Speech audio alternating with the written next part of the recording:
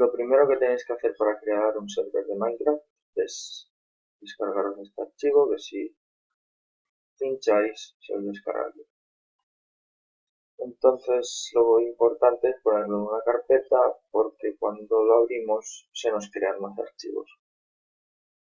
Primero se nos crean estos tres, en el cual el EULA hay que cambiar el false por true.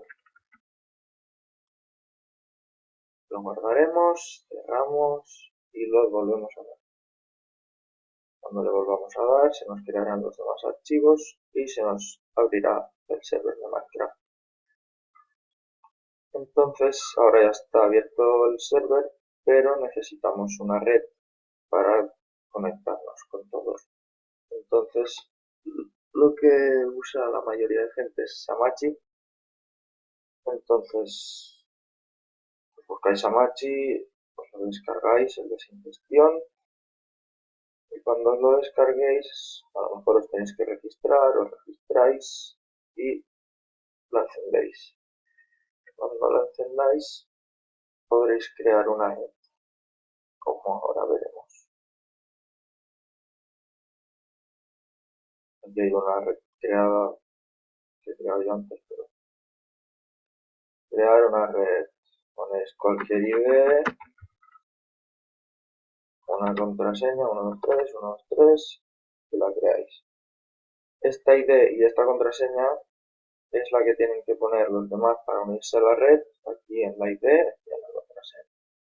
Una vez puestos aquí, esta ID es la que tienen que usar para entrar al server. Y aquí ya lo he usado. Si le dais al server, control V, copiáis y ya podríamos entrar en el servidor.